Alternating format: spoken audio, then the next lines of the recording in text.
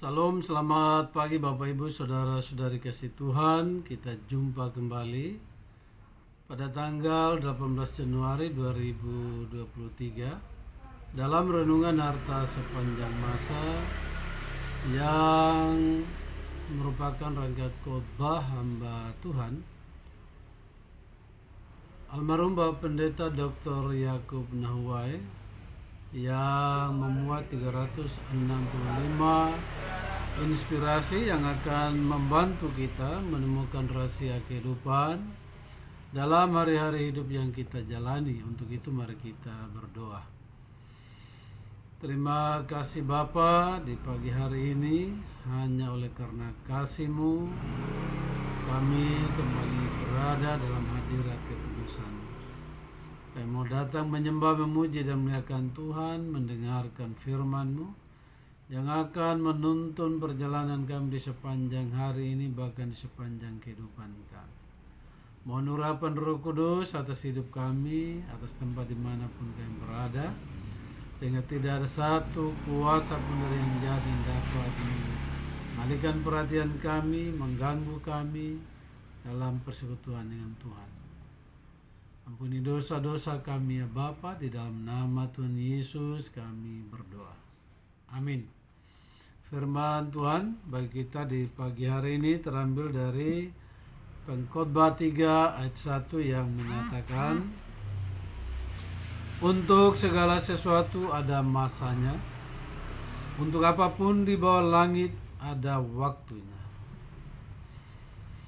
Judul renungan kita di pagi hari ini, waktu adalah uang. Ya, kalau berbicara uang, semua orang suka, apalagi kalau mendapatkan uang. Ya. Waktu adalah uang. Membuktikan bahwa waktu adalah sesuatu yang berharga. Waktu terbagi atas 3 fase: waktu kemarin, hari ini, dan waktu hari esok. Kemarin adalah sejarah, besok suatu rahasia, tapi hari ini adalah karunia Tuhan. Karena itu disebut sekarang. Demikian ungkapan A. Roger Merrill dalam bukunya Life Matters. Jika kita ingin melakukan sesuatu sekarang, selalu kita akan tidak ada waktu. Walaupun jam ada pada dinding, pada kamar tidur, pada ruang tamu, pada persimpangan jalan, pada gedung bertingkat, pada pusat perbelanjaan, dan di berbagai tempat yang mengingatkan kita waktu adalah sesuatu yang sangat berharga. Mungkin yang paling menyolok adalah waktu atau jam gadang di Padang, ya. Karena itu terpampang di jalan, di perempatan, dan itu memang sangat terkenal di seluruh Indonesia. Pergunakanlah sekarang sebaik-baiknya. Matthew Kelly dalam bukunya The Rhythm of Life, saya ulangi lagi, The Rhythm of Life, mengatakan bahwa jika kita dapat memprioritaskan sesuatu, maka kita tidak usah menderita secara tubuh, jiwa, emosi, bahkan secara rohani. Ya. Prioritas yang menciptakan keserasian dan efisiensi. Prioritas menolong kita memakai waktu yang begitu berharga bagi 4 hal yang harus dilakukan sekarang. Jadi sekali lagi, prioritas atau yang kita utamakan, dahulukan, ya, dalam menolong kita menggunakan waktu yang berharga ini. Mari kita lihat dari 4 hal berikut ini. Yang pertama, memberi waktu dengan Allah. Itulah waktu yang sangat-sangat prioritas bagi kita. Kita harus memberi waktu dengan Allah minimal 1 jam. Matius 26 ayat 40. Tetapi kalau kita mengatakan sesungguhnya 1/10 dari apapun yang ada pada kita adalah untuk Tuhan, jadi harusnya 2 jam 40 menit. Tetapi di sini katakan minimal 1 jam. Tuhan katakan, tidak sanggupkah kamu jaga 1 jam saja dengan Tuhan ketika dia berdoa. Dilakukan siang dan malam. Mazmur 1 ayat 2, dengan sukacita. Mazmur 122 ayat 1. Yang dilakukan saat memberi waktu dengan Tuhan adalah doa. Matius 7 ayat 7. Menyanyi dan menyembah. Yohanes 4 ayat 24. Membaca firman Tuhan. Wahyu 1 ayat 3. Menghafal dan merenungkan firman Tuhan. Mazmur 1 ayat 2. Dan beribadah. Keluaran 20 ayat 9, Keluaran 20 ayat 8 sampai dengan 10, Mazmur 122 ayat 1. Makanya untuk waktu-waktu yang terakhir ini kita terus diingatkan oleh hamba-hamba Tuhan.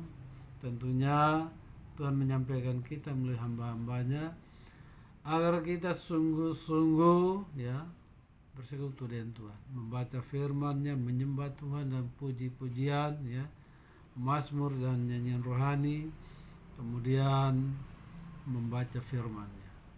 Karena disitulah terletak kekuatan kita, letak kehidupan kita. Yang kedua, memberi waktu dengan keluarga. Dunia yang sibuk ini membuat kita berpisah dengan keluarga. Jangankan berpisah, di dalam rumah saja tubuh memang dekat, tetapi seolah-olah kita melakukan kegiatannya, kesibukannya sendiri-sendiri. Oleh karena beberapa faktor. Yang paling pertama adalah canggihnya dunia digital saat ini, dan adanya Android, HP, kita sibuk dengan itu, kemudian lupa berkomunikasi. Anak-anak tumbuh tanpa papa mama di samping mereka. Mereka keluar kota atau keluar negeri untuk sekolah. Papa mendapat tugas keluar kota atau keluar negeri, dan banyak lagi alasan lainnya. Dan saya merasakan hal itu karena 36 tahun mengabdi di kepolisian, pindah dari satu tempat ke tempat lain, di tempat yang baru pun pindah dari satu tempat ke tempat yang lain. Jadi kalau dihitung-hitung ada puluhan kali, mungkin kurang lebih 30-an kali berpindah-pindah tempat. Bisa dibayangkan itu, Namun demikian kita harus dengan berbagai cara berada bersama keluarga, karena keluarga adalah lembaga yang Allah bentuk dengan kuasanya sendiri. Kejadian 1 ayat 27 dan 28. Dan sekali lagi, waktu untuk keluarga harus ada. Yang ketiga, memberi waktu dengan sesama. Manusia makhluk sosial. Ia tidak bisa hidup sendiri. Ia memerlukan sesama. Melalui sesamalah ia mendapatkan pertolongan. Kejadian 2:28, mendapatkan nasihat. Amsal 9 ayat 9, mendapatkan kecerdasan. Amsal 27 ayat 17, mendapatkan jalan keselamatan. Roma 10 ayat 14. Makanya kenapa Hawa ada untuk menolong Adam. Kemudian kenapa juga ada penasihat-penasihat dalam suatu organisasi, juga kecerdasan. Kita tidak mungkin belajar sendiri. Memang untuk waktu-waktu sekarang ini orang bisa belajar sendiri, yang nama otodidak atau belajar dari berbagai sumber. Tetap saja sumber-sumber itu berasal dari sesama, manusia, ya, mendapatkan jalan keselamatan, ya, dengan memberi waktu. Ada saling sharing, saling menasihati, saling mengingatkan. Yang keempat, memberi waktu dengan diri sendiri. Anda adalah bos, nakoda, penggerak, tokoh, pemimpin, ya. Jika Anda sakit, siapa yang akan mengemudi kapal? Demikian ungkapan Richard Templer, pengusaha hebat dari Inggris. Hal ini membuat cukup alasan mengapa kita harus mengadakan waktu untuk diri sendiri, ya, istirahat, ya. Markus 6 ayat 31. Memang ada orang yang tidak mempedulikan istirahatnya karena sibuk dengan pekerjaan, dengan kata lain gila kerja. Makan dan minum yang sehat. Imamat 11 ayat 1 sampai 47. Olahraga yang cukup, ya. 2 Timotius 2 ayat 5. Menjaga hati dari ketakutan dan kejahatan. Amsal 4 ayat 23. Dari nasihat-nasihat dokter atau para pakar, para ahli, sesungguhnya sebelum itu Tuhan sudah menyampaikan melalui firman-Nya masalah istirahat, makanan yang sehat, olahraga dan lain sebagainya, ya. Ketawa, ya, Amsal 17 ayat 22. Karena hati yang gembira adalah obat, ya, yang mujarab. Penuhi pikiran dengan firman Tuhan, Mazmur 1 ayat 2, ya. Dan menjauhkan diri dari dosa, Amsal 1 ayat 10. Waktu tetap ada. Prioritas dan disiplin diri akan membantu Anda atau kita memakainya dengan bijaksana, ya. Waktu yang baik tidak pernah kembali untuk kedua kalinya, karena itu pergunakanlah dengan baik. Jadi sekali lagi, waktu adalah uang. Maksudnya waktu itu sangat berharga. Jadi yang ditekankan bukan masalah uangnya, tetapi masalah bagaimana kita mempergunakan waktu. Nah, untuk itu saya ulangi lagi, ada 4 hal bagaimana kita mempergunakan waktu yang ada. Yang pertama, kita harus memberi waktu dengan Tuhan. Itu yang paling utama. Yang kedua, dengan keluarga. Yang ketiga, dengan sesama. Yang keempat, dengan diri sendiri. Demikian firman Tuhan bagi kita di pagi hari ini. Kiranya Tuhan meneguhkan firman-Nya dalam hati kita dapat melakukannya dalam hari-hari hidup kita yang masih Tuhan layakkan sampai hari ini bagi kita. Mari kita berdoa. Terima kasih Bapa di surga, ingatkan kami bahwa waktu itu sangat berharga. Tuhan juga mengingatkan, pergunakanlah waktu itu untuk saat ini. Bukan kemarin dan bukan esok, tetapi sekarang ini.